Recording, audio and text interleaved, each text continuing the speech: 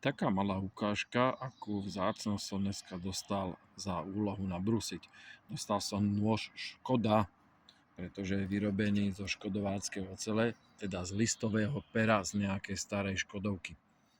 Nožík je pomerne maličký, je tak na 3 prsty do mojej ruky, ale je úplne perfektný. Má hliníkovú záštitu aj vpredu, aj vzadu. Má kožené rukovetko, je to vrstvená koža, natlčená, natlačená na seba, potom to je zbrúsené. No a je to vyrobené z tej listovej pružiny.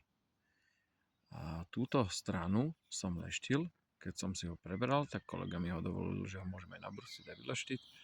A túto som nechal pôvodné. Nožík som spravil 200 až 2000, doma ho ešte prelapujem na brúsne zelenej paste.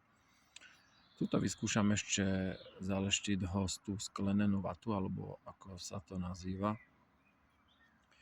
V nožíku je taktiež vyrobené puzdierko. Musel veľmi šikovný pán robiť. Puzdierko je vyrobené na nejaký indiánsky spôsob. Je to zašité kožou, čo je úplne paráda. A zahrkala hrkavka. Bol taký malý záber na dažďovku.